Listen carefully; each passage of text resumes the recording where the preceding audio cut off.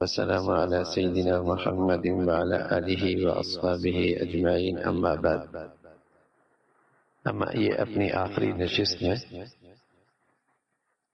اس نشست کے آخر میں چند باتیں انشاءاللہ ایسی عرض کریں گے، اگر اس کا اہتمام ہو جائے تو ہم 11 مہینوں میں بھی رمضان جیسی زندگی گزار سکتے ہیں۔ چند باتیں ایسی عرض کر دیتے ہیں، اگر تھوڑی سی ہمت کر کے ان چیزوں پر عمل ہو جائے تو اللہ کی رحمت سے، اس کے فضل سے امید ہے کہ رمضان والی زندگی ہم 11 مہینوں کے اندر بھی گزار سکتے۔ تو ان آخری چند باتوں سے پہلے کچھ باتیں اور حکمت کی آپ کو سنا دیتے ہیں۔ ناگوار امور پر صبر کرنے سے اور ثواب کی امید رکھنے سے دل میں پریشانی نہیں رہتی۔ جیسے ڈاکٹر انجیکشن لگاتا ہے اور اس کو فیس بھی دیتے ہیں کیونکہ اس کی حکمت پہ نظر ہے، اور اگر کوئی دوسرا آدمی سوئی چبوئے تو آپ لڑنے لگ جائیں گے۔ تو ڈاکٹر جب سوئی چبوتا ہے تو آپ کو اس کی حکمت پہ نظر ہوتی، تو دل میں پریشانی نہیں ہوتی۔ اس لیے جب اللہ کی طرف سے کوئی ناگواری آ جائے تو اللہ کی حکمت پہ نظر ہو تو آپ کو اس تکلیف میں، بیماری میں دلی پریشانی نہیں ہوگی، صبر کرنا آسان ہو جائے گا۔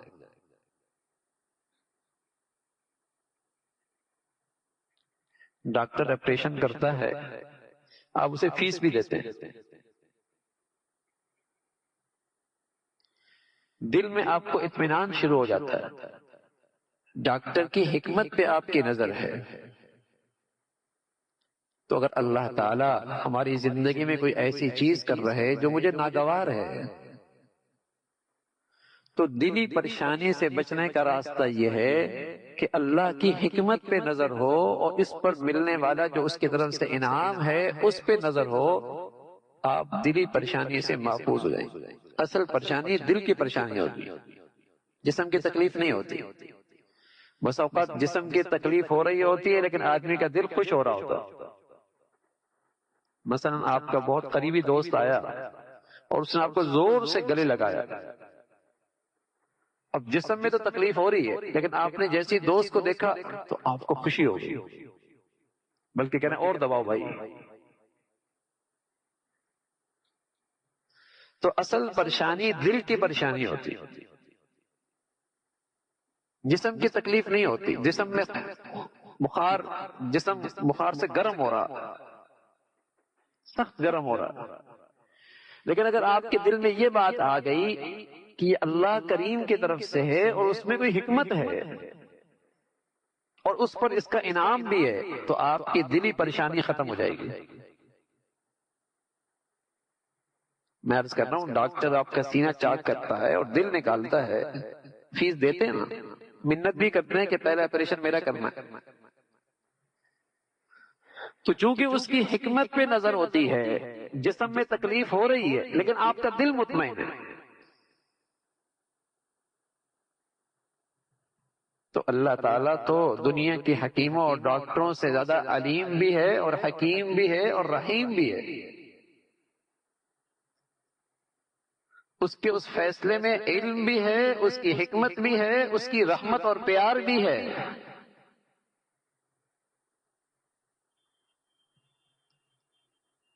بچے کے جسم پہ میل کچیل ہوتی ہے اور بس اوقات گندگی بھی ہوتی ہے، اب اماں اسے صاف کرنے لگتی ہے، بچہ چیختا ہے، چلاتا ہے، اماں اسے صاف کر کے کپڑے بدلنا کرنا چاہتی ہے، اس کو چمکانا چاہتی ہے، وہ روتا ہے، ضد کرتا ہے، تو دیکھنے والا سمجھدار سمجھتا ہے کہ یہ ماں کی خیرخواہی ہے، چاہے بچہ روتا رہے، چاہے بچہ روتا رہے۔ تو اللہ کریم کی طرف سے بھی تو کبھی ایسا ہوتا ہے بھائی کہ اس کی زندگی میں کچھ گندگی رہ گئی جو اسے یاد نہیں ہے، تھوڑی سی تکلیف آئے گی وہ صاف ہو جائے گی، یہ روتا ضرور ہے یہ روتا ضرور ہے، یہ بندہ اس تکلیف سے روتا ہے، لیکن اللہ کی حکمت اور رحمت پہ نظر رکھے گا تو دل پریشان نہیں ہوگا کہ اللہ تعالیٰ اسے صاف کپڑے پہنانا چاہتے ہیں، اس کے جسم کو گناہوں کی گندگیوں سے صاف رکھنا چاہتے ہیں۔ پھر نبی فرمایا کرتے تھے بعض آدمی دنیا میں ایسے چلتے ہیں کہ ان کی زندگی میں ان کے پاس ایک بھی گناہ کا اثر نہیں رہتا، ان کی تکالیف اور ناگواریوں پر صبر کرنے کی وجہ سے۔ آج زندگی ناگواریوں کا نام ہے، آج زندگی مشکلات کا نام ہے، آج زندگی پریشانیوں کا نام ہے۔ نیک اور بد پہ سب آ رہی ہے، لیکن نیک اور بد میں فرق یہ ہے کہ اگر واقعی آدمی دل سے نیک ہے اور اللہ کو پہچانتا ہے تو اس کے جسم میں ناگواریاں اور پریشانیاں تو نظر آئیں گی، لیکن اس کا دل پریشان نہیں رہے گا۔ اس کا دل کا معاملہ ایسے ہی ہوگا جیسے مریض کا معاملہ ڈاکٹر کا ہوتا ہے، فیس دے رہا ہوتا ہے، دل مطمئن ہوتا ہے، دل مطمئن ہوتا ہے۔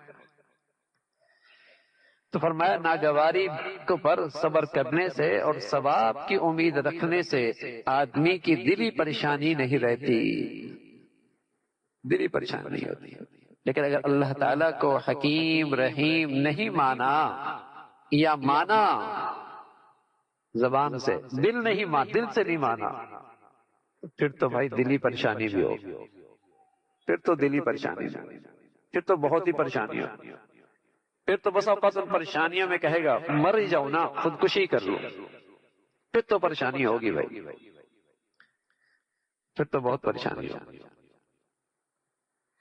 تو ناگواریوں پہ صبر کی، صبر اور اللہ کی طرف سے انعام پر یقین، تو دلی پریشانیوں سے آدمی محفوظ رہتا ہے۔ جیسے ڈاکٹر انجیکشن چبائے تو مطمئن، کوئی اجنبی آدمی سوئی چبائے جسے یہ جانتا نہیں تو دلی طور پہ پریشان،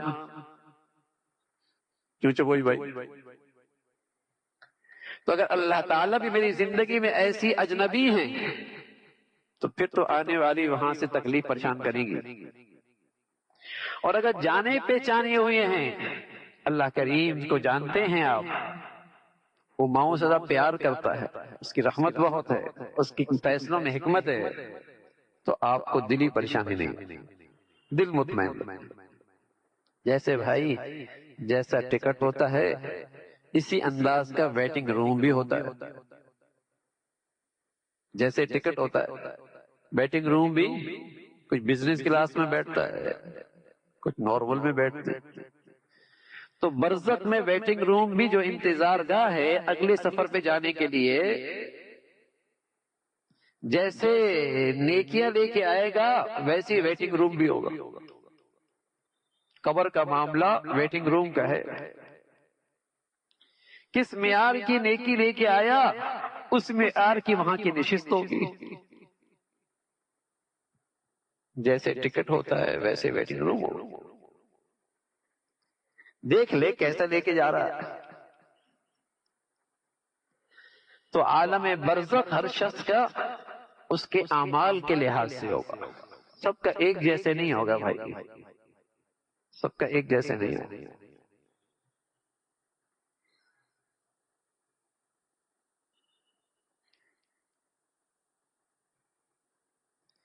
بے پردگی بڑھتی جا رہی ہے اور اس گناہ کی اصلاح کی بڑی فکر کی ضرورت ہے۔ بے پردگی بڑھتی چلی جا رہی ہے، اس گناہ کی اصلاح کی بڑی ضرورت ہے۔ آپ صاحب جب آپ لوگ ایک پاؤ گوشت خریدتے ہیں تو اس ایک پاؤ گوشت کو بھی چھپا کے لے جاتے ہیں تاکہ چیل نہ اڑا جائے۔ 100 روپے کا نوٹ یہ بھی جیب کے اندر رکھتے ہیں۔ روٹی کو بھی آپ ڈھانپ کے لے کے جاتے ہیں۔ اچھا صاحب یہ بتائیے گوشت میں اڑنے کی صلاحیت ہے؟ نہیں۔ جو آپ نے نوٹ جیب میں رکھے ان میں اڑنے کی صلاحیت ہے؟ نہیں۔ پھر بھی چھپا کے لے کے جاتے ہیں. اور اگر چیر کھا کے واپس پھینک دے، بتائیے عیب دار ہوئے نہیں ہوئی؟ اب دیکھیے ذرا سنجیدگی سے سوچئے، عورت کا معاملہ سنجیدہ ہو کر غور کیجئے. اگر خدا نہ خواستہ اسے کوئی اڑا کے لے جائے اور اس کے اندر خود بھی نکلنے کی صلاحیت ہے، کتنی مصیبت ہو جائے گی، ایسی زندگی مشکل ہو جائے گی. اس لیے ہمارے دین نے ہم پر رحمت فرمائی، شفقت فرمائی کہ عورت ایک خوبصورت ہیرا ہے مسلمان سوسائٹی کا، خوبصورت ہیرا ہے، قیمتی چیزیں آپ ہیرے کو چھپا کے رکھتے ہیں، سنبھال کے رکھتے ہیں، اسے قیمتی سمجھ کے. اس عورت نے عزتوں کی حفاظت کرنی ہے، اس نے نئی نسل کی پرورش کرنی ہے، اس نے گھر میں عزت آبرو کی حفاظت کرنی ہے. اگر آپ نے اسے یوں چھوڑ دیا تو اس کے اپنے اندر بھی کمزوری ہے، یہ خود بھی جا سکتی، سامنے والوں کی نظریں بھی اچھی نہیں، اس کی زندگی کو عیب دار کر سکتے ہیں، تو سارے خاندان کی عزت کا مسئلہ آ جائے گا. تو کتنے ضروری ہے اس حکم کی اہتمام. شریعت بھی کہتی ہے، ہماری عقل کا بھی تقاضا یہ ہے کہ اس کا خیال رکھا جائے. کتنی عجیب بات ہے. وَإِذَا سَأَلْتُمُوهُنَّ فَاسْأَلُوهُنَّ مِنْ وَرَاءِ حِجَابٍ ذَلِكُمْ أَطْهَرُ لِقُلُوبِكُمْ. حضرات صحابہ کو حکم ہو رہا ہے کہ جب پیغمبر علیہ السلام کی بیویاں ان سے کچھ بات کرنا چاہو تو پردے میں سے پوچھو. صحابہ جیسی پاکیزہ ہستیاں اور حضور کی بیویاں جو ہماری روحانی مائیں ہیں، ان جیسی پاکیزہ ہستیاں، اور وہاں یہ تلقین کی جا رہی کہ ان سے کوئی چیز پوچھنی ہے یا لینی ہے تو پردے کے پیچھے. ان پاکیزہ نفوس کے لیے یہ حکم ہے تو ہمارا کیا حال ہے؟ ہمیں اس حکم سے اپنے آپ کو ہم کیوں مستغنی سمجھ رہے ہیں، اور اس گناہ کی پر اصلاح کی فکر نہیں ہے. اور آج ہمارا معاشرہ اور سوسائٹی جن مصیبتوں کا شکار ہے وہ ہم خوب جانتے ہیں، اچھی طرح اندازہ.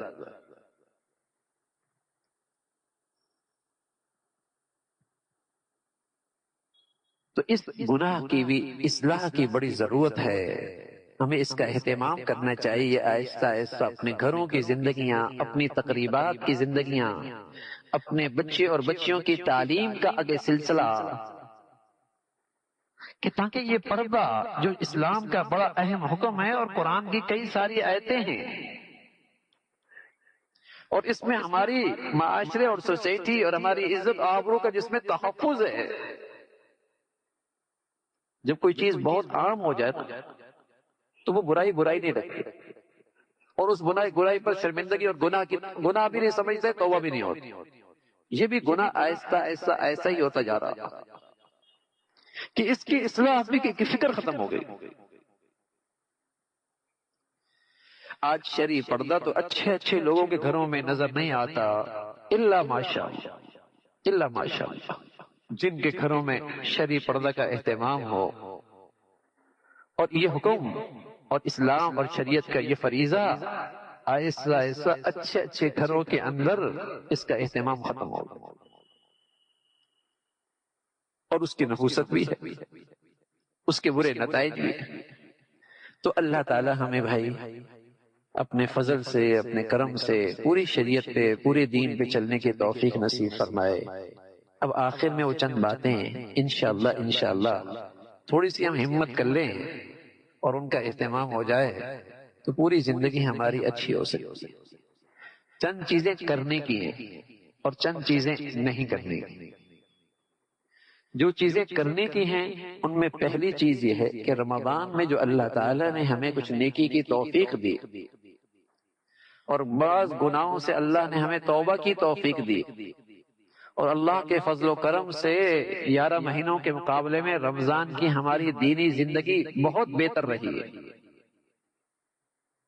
تو اللہ نے جو یہ ہدایت آپ کو دی ہے اور جو اللہ نے ہمیں یہ ہدایت کا نور دیا ہے، بھائی اس پہ ہر وقت دل سے اللہ کا شکر ادا کر، اس نعمت پہ ہر وقت اللہ کا شکر ادا کیا۔ اور اللہ کا وعدہ ہے شکر کرو گے ہم تمہاری اس ہدایت میں اور اضافہ کریں گے، ہم تمہاری اس دینی زندگی میں اور ترقی دیں گے، ہم تمہارے لیے دین پہ چلنا اور آسان کر دیں گے، ہم تمہیں اس نعمت کی بڑی برکتیں عطا کریں گے۔ شکر ادا کر، دل سے شکر ادا کر۔ یہ نسخہ ہے آپ کی دینی زندگی پر استقامت کا، یہ نسخہ ہے آپ کی دینی زندگی کی ترقی کا، یہ نسخہ ہے آپ کو دینی زندگی پہ آگے آنے کا، آسان نسخہ ہے۔ شکر ادا کیجیے۔ پیارے نبی نے تو دعا سکھائی ہے جب ہم کھانا کھاتے ہیں اور کہتے ہیں الحمدللہ الذی اطعمنا وسقانا وجعلنا من المسلمین، کھانے کی نعمتیں پینے کی نعمتیں کھاتے ہیں تو فرمایا ساتھ یہ بھی کہا کرو اللہ تیرا شکر ہے کہ آپ نے ہمیں مسلمان بنایا، تاکہ اس کی مسلمانی کی نعمت میں اضافہ ہو، تاکہ اس مسلمانی کی نعمت میں اضافہ ہو۔ تو آسان سا نسخہ ہے کہ جو اللہ تعالیٰ نے رمضان میں یہ دینی زندگی، دینی ترقی، ہدایت کا نور دیا ہے، دل سے اس پہ شکر۔ بیٹھے ہوئے ہیں شکر ادا کر رہے، چل رہے ہیں شکر ادا کر رہے، بستر پہ لیٹے ہوئے ہیں شکر ادا کر رہے، اپنی اس نیکی کی زندگی کو سوچ سوچ کے شکر ادا کر رہے۔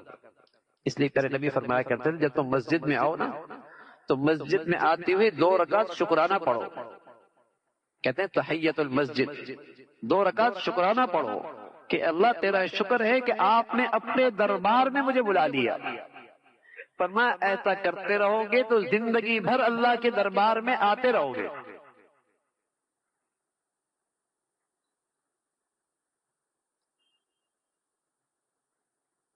بس اوقات آدمی اذان ہو رہی ہوتی ہے اور باہر سے گزر رہا ہوتا ہے، آ رہا ہوتا ہے جا رہا ہوتا ہے، مسجد کے اندر نہیں آ گیا، وہ سمجھتا ہے میں نہیں جا رہا۔ نہ میاں، تیری حالت ایسی ہے کہ تیرے لیے اللہ کے دربار کا دروازہ بند ہو گیا ہے۔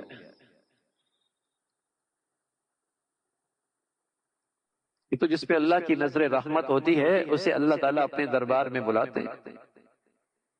کائنات کے سب سے بڑے انسان محمد الرسول اللہ ساری زندگی ایسی گزاری کہ اللہ کا گھر اور ان کی زندگی کا تعلق ایک ساتھ، کوئی زندگی کا دن ایسا نہیں ہے کہ اب اللہ کے گھر میں نہ ہو، اور ہوتے بھی تھے تو سب سے آگے ہوتے تھے۔ اسی طرح اس امت کے جو سب سے بڑے ہیں ابو بکر، عمر، عثمان و علی، جو اللہ کے سب سے پیارے ہیں، ان کا اللہ کے گھر سے تعلق، کوئی دن ایسا نہیں کہ وہ اللہ کے گھر میں نہیں، نہ صرف اللہ کے گھر میں، اللہ کے گھر میں سب سے آگے۔ تو یہ تو جن سے اللہ پیار کرتا ہے نا، محبت کرتا ہے، جن پہ اللہ کی نظر رحمت ہو جاتی ہے، وہ اللہ کے گھر کے ہو جاتے ہیں۔ تو میرے عزیزو آسان نسخہ بتایا کہ ہدایت کے اس نور پر، ہدایت کی اس ترقی پر، اس نیکی کی زندگی پر جو گناہ چھوٹ گئے اللہ نے توبہ کی توفیق دے دی، اس پر اللہ کا شکر ادا کیا، زبان سے بھی دل سے بھی۔ تو آپ کی اس دینی زندگی میں اس کی حفاظت بھی ہوگی، ترقی بھی ہوگی۔ ایک نسخہ تو یہ ہے۔ دوسری چیز جو کرنے کی ہے، دوسری یہ ہے کہ کچھ بھی ہو جائے حت الامکان 5 وقت کی نماز جماعت کے ساتھ پڑھنے کا اہتمام۔ سفر میں ہیں، حضر میں ہیں، اپنوں میں ہیں، بیگانوں میں ہیں، خوشی کی تقریب ہے، گھر میں ہے، کہیں ہے، نماز نہیں چھوڑنی بھائی۔ کالج میں ہیں، یونیورسٹی میں ہیں، نماز نہیں چھوڑنی۔ سب سے پہلے نماز، ان الصلاۃ کانت علی المؤمنین کتابا موقوتا، مسلمانوں کے لیے نماز کا وقت طے ہے، وہ نماز کو اپنے وقت پہ ادا کرتے ہیں۔ کچھ بھی ہو جائے، اس لیے کہ نماز میں یہ تاثیر ہے کہ یہ آدمی کی دینی زندگی میں ترقی کی طرف لے کے جاتی ہے۔ اس میں یہ طاقت ہے جو اللہ نے تاثیر بتائی ہے نا اس کی، کہ یہ آدمی کو دینی زندگی میں ترقی دیتی ہے، آگے بڑھاتی ہے۔ تو کچھ بھی ہو جائے، الحمدللہ بہت سارے بچے اعتکاف میں بیٹھے ہیں اور مجھے بتاتے ہیں کہ نماز میں کوتاہی تھی لیکن الحمدللہ بہت اہتمام ہوا اور عزم کر لیا کہ کچھ ہو جائے نماز نہیں چھوڑے۔ میں اپنے عزیز نوجوانوں سے کہتا ہوں بس یہ پکڑ لو مضبوطی سے، اللہ کی ذات سے امید ہے دیگر نیکیاں بھی تمہاری زندگی میں آتی جائیں گی، بس تھوڑا سا اس کا اہتمام ہو جائے۔ جتنا اس کو جماعت سے پڑھو گے، جتنا اس کو مسجد میں ادا کرو گے، اتنی یہ نماز آپ کی بڑھیا ہوتی چلی جائے گی۔ لیکن خدا نہ خواستہ وہاں نہ مسجد بھی نہیں ہے اور وہاں جماعت کی بھی صورت نہیں ہے، تو کچھ بھی ہو جائے، جیسے بھی ہو، نماز نہ رہے، نماز نہ رہے، تو کچھ بھی ہو جائے۔ اللہ کرے جس طرح ماشاءاللہ رمضان میں ہماری مسجدیں بھری ہوتی ہیں، اگر مسلمان اس فریضے کو بھی پکڑ لے، مسجدوں کی رونق بڑھ جائے۔ تو دوسری چیز یہ ہے اس کا اہتمام ہو، اور تیسری چیز یہ ہے، تیسری چیز میرے عزیزو یہ ہے کہ ہم بار بار کہتے ہیں کہ یہ تار پاور ہاؤس سے کہیں جڑی ہوئی ہے تبھی اس کے اندر روشنی آ رہی ہے، اور اگر یہ پاور ہاؤس سے تار گر جائے تو یہ لائٹنگ ختم ہو جائے گی، روشنی ختم ہو جائے گی۔ تو مسلمان کا پاور ہاؤس نیک صحبت ہے، نیک ماحول ہے، جہاں وہ آتا ہے تو محسوس کرتا ہے کہ اس کی بیٹری چارج ہو رہی ہے۔ جن کے پاس وہ بیٹھتا ہے تو اسے محسوس ہوتا ہے کہ بیٹری چارج ہو رہی ہے۔ اب گاڑی سڑک پہ چلے گی، ہر وقت تو اس نے بیٹری چارج نہیں کروانی نا، سڑک پہ بھی زندگی گزارنی ہے، لیکن مہینے میں، ہفتے میں نہیں تو 15 دن میں، 15 دن میں نہیں تو مہینے میں ایک دن روزانہ ہو جائے تو کیا ہی بات ہے، ورنہ کم از کم ہفتے 15 دن میں اسے ایسا ماحول، اس کو اور اس کی بیوی بچوں کو اور اس کے گھر والوں کو ایسا ماحول ضروری ہے جہاں ان کی بیٹری ایمان کے لحاظ سے چارج ہو جائے۔ یہ اس کا پاور ہاؤس ہے۔ اور اگر آپ نے پاور ہاؤس سے رشتہ کاٹ دیا اپنے بچوں کا، یہ ہمارا اپنا، تو بیٹری تو بیٹھ جائے گی، گاڑی تو نہیں چلے گی، دینی گاڑی تو نہیں چلے گی، دھکا اسٹارٹ ہوگا۔ تو شکر، نماز، اور تیسری چیز اپنا تعلق پاور ہاؤس سے جوڑنا، یعنی مسلمان کا پاور ہاؤس سے نیکی کا ماحول، جہاں وہ بیٹھتا ہے تو اسے محسوس ہوتا ہے کہ میرے اندر بہتری آ رہی ہے، اللہ کی یاد بڑھ رہی ہے، آخرت کی فکر بڑھ رہی ہے، اس کو فائدہ ہو رہا ہے، اس کے اندر نیکی کا شوق پیدا ہو رہا ہے، گناہوں سے گھن اور نفرت ہو رہی ہے۔ یہ وہ اس مسلمان کے لیے پاور ہاؤس ہے، کہیں مل جائے نعمت عظمی ہے، اللہ کی بہت بڑی عطا ہے۔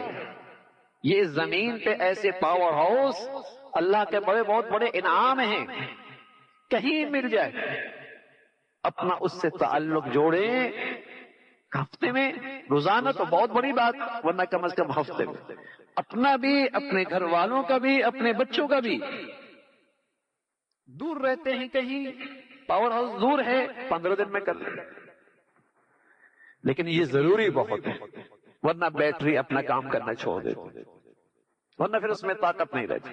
اور آہستہ آہستہ آپ جانتے ہیں کہ نیکیاں، اعمال جاتے رہتے ہیں، اور آدمی آہستہ آہستہ ایسی غلطیوں میں پڑ جاتا ہے کہ احساس بھی نہیں ہوتا کہ کوئی غلط ہو رہا۔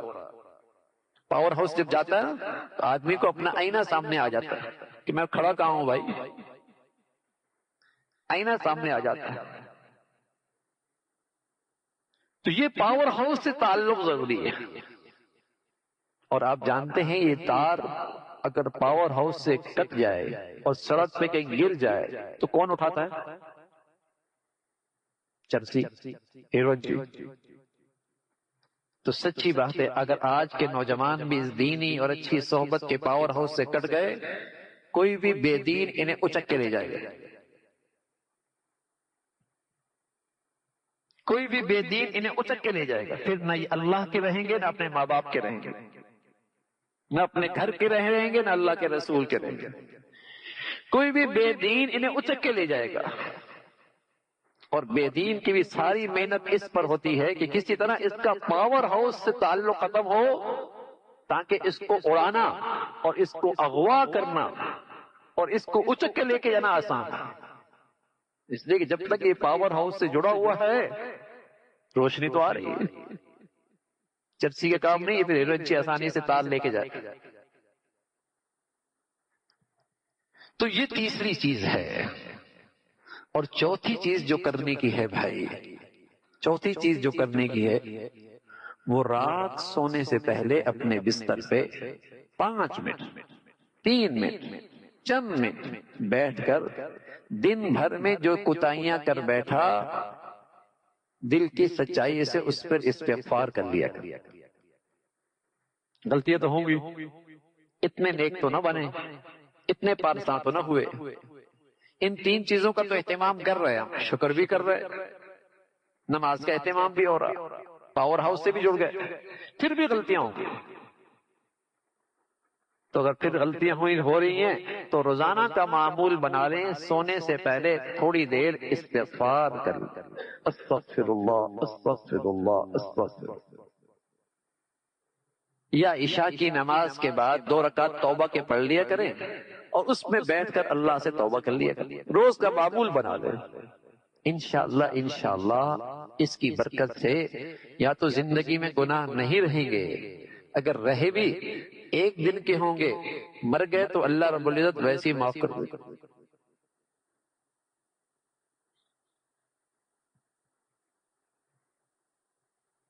جب آپ روز توبہ کریں گے شیطان بھی اپنے سر پہ مٹی ڈالے گا کہ ہم ساری محنت کراتے ہیں اور یہ رات کو ساری ہماری محنت پانی کر دیتا ہے، مٹی کر دیتا ہے. اور یہ توبہ کر لیتا ہے اللہ کے اور قریب ہو جاتا ہے، اللہ کی خاص رحمت اس پہ ہو جاتی ہے توبہ کرنے والے پر، وہ جان ہی چھوڑ دے گا. تو بھئی یہ 4 چیزیں تو اتنی مشکل نہیں ہے نا. اگر واقعی ہم چاہتے ہیں کہ ہمیں دینی صحت ملے، اگر ہم واقعی چاہتے ہیں کہ ہماری دینی ترقی ہو، اگر ہم واقعی چاہتے ہیں کہ دین میں ہمیں استقامت میں رہو اور یہ جو سکون ہمیں یہاں ملا ہے رمضان میں یہ ہماری زندگی میں رہے، یہ 4 چیزیں تو کچھ بھی نہیں. شکر ادا کریں، 5 وقت کی نماز کیسی بھی ہو اس کا اہتمام ہو، پاور ہاؤس سے تعلق مضبوط ہو، اور رات کو سونے سے پہلے روزانہ استغفار کریں. یہ 4 چیزیں کرنے کی. چند چیزیں ایسی ہیں کہ جو نہیں کرنے کی، ان میں سے ایک ہے ظلم، زیادتی. اب یہ زیادتی بس اوقات کسی کے ساتھ مالی بھی ہوتی ہے، جسمانی بھی ہوتی ہے اور ذہنی بھی ہوتی ہے. مالی معاملات میں، جسمانی اخلاق کے لحاظ سے، زبان، لہجہ، غصہ، زیادتی، ہاتھ پاؤں، اس کے زیادتی ظلم. اور تیسرا ہوتا ہے ذہنی، ذہنی طور پر بھی ہوتا ہے کہ بظاہر زبان تو نہیں ہلائی لیکن انداز ایسے ہلا کہ اس کی رات کی نیند اڑی ہوئی ہے، ذہنی تکلیف پہنچا رہا، یہ بھی ظلم ہے. تو کچھ بھی ہو میرے عزیزو، اس کا اہتمام ہو کہ ہماری ذات سے کسی کے ساتھ زیادتی نہ ہو، کسی کے ساتھ زیادتی. غیبت، جھوٹ، یہ زیادتی ہے نا. تانا، طنز، کسی کا مذاق اڑانا، گالم گلوچ، یہ سب ظلم میں آتا ہے. تو ظلم نہ ہو، یہ چیز نہ کریں. ظالم اچھا کا انجام اچھا نہیں ہوتا، نہ انصافی کرنے والے کا انجام اچھا نہیں ہوتا. تو اس سے ہم اپنے آپ کو بچا کے رکھیں، کچھ بھی ہو جائے. دوسرے نمبر پر یہ ہے کہ ان میں سے ایک یہ ہے کہ کھانا پینا کمانا حرام سے بچیں، مشتبہ سے بچیں. حرام سے بچیں، مشتبہ سے بچیں. کھانا پینا پہننا کمانا حرام سے بچیں. حرام کا گناہوں کی زندگی میں بڑا اثر ہوتا ہے، حرام کھانے کا. اور حلال کھانے کا، اس سے آدمی کے اندر پاکیزہ جذبات، پاکیزہ خیالات پیدا ہوتے ہیں. ایک ظلم سے بچے، دوسرا اپنے کھانے پینے پر خاص نظر ہو. ہم بس اوقات جاتے ہیں، کوئی بھی چاکلیٹ اٹھا لیتے، نہیں سوچتے کہ اس کی ذرات، اس کے اجزاء حلال ہیں یا حرام ہیں. مسلمانوں کے اندر سے دین نکالنے کی ایک شکل یہی ہے کہ ان کے کھانا پینا حلال نہ رہے، ان کا کمانا حلال نہ رہے، پھر خود بے دین ہو جائیں گے. تو اس کا اہتمام ہو کہ میرے لقمے میں اور میرے کھانے میں اور میرے رگوں میں اور میرے خون میں کہیں حرام شامل نہ ہو. لقمہ حرام اور حرام پینا شامل نہ ہو. اس سے بھی آدمی کے لیے نیکی کے راستے میں آسان ہوتا ہے رہنا. اور آخری چیز، ہم نے وہاں 4 چیزیں بتائیں، یہاں صرف 3 چیزیں بتا رہے ہیں. ظلم سے بچیں اور حرام کھانے پینے سے بچیں، حرام کمانے سے بچیں. تیسری چیز ان میں ایک ہے غیر محرم عورت یا مرد سے کسی قسم کا تعلق رکھنا، خواہ اس کو دیکھنا یا اس سے دل خوش کرنے کے لیے ہم کلام ہونا، یا تنہائی میں اس کے پاس بیٹھنا، یا اس کی پسند طبع کے موافق باتیں کرنا. میں سچ عرض کرتا ہوں، اس تعلق سے جو خرابیاں ہوتی ہیں، جو مصائب جو پیش آتے ہیں، وہ تحریر میں نہیں آ سکتے، تحریر بھی نہیں آ سکتے. بڑا سا بڑا بزرگ بھی ایک مرد عورت اکٹھے تنہائی میں بیٹھ جائیں تو شیطان ان کے دلوں کو بھی خراب کر دیتا. تو کسی غیر محرم سے اس قسم کا تعلق یہ بہت بڑے فتنے کا باعث، بہت بڑے فتنے کا. خاص طور کے آج کے نوجوانوں کے لیے یہ بڑی ہمت کی بات ہے اور بڑے حوصلے کی بات ہے. لیکن یہ یاد رکھیں اپنے یہ نوجوان کہ اگر آپ نے اپنی یہ جوانیاں حرام سے بچائیں تو پھر حلال کا اپنی لذت ہے اور پھر حلال کا اپنا مزہ ہے. لیکن اگر ان نگاہوں کو اور ان زبان کے بولوں کو اور اپنے اس شباب کو حرام میں آپ نے خرچ کر دیا، پھر حلال کی لذت سے آدمی محروم ہو جاتا. پھر حلال رشتوں کے مزہ اور حلال رشتوں کے بول اور حلال رشتوں میں دیکھنا اور حلال رشتوں کے ساتھ تنہائیوں میں سکون، پھر وہ نہیں رہتا. اس لیے کہ جو کوٹا تھا وہ اس نے حرام میں پورا کر دیا، اب حلال کے لیے تو کوٹا ہی ختم ہو گیا. اللہ نے ایک کوٹا رکھا ہے نا کہ یہ اتنا کھائے گا اس دنیا میں، اگر اس نے کوٹا حرام میں پورا کر لیا حلال سے معروم ہو جائے گا. اس لیے جوانی اور زندگی اور شباب کا بھی اللہ نے ایک کوٹا رکھا ہے نا. اگر اس نے یہ سارا کوٹا حرام میں ضائع کر دیا اتنے حلال سے محروم ہو جائے گا.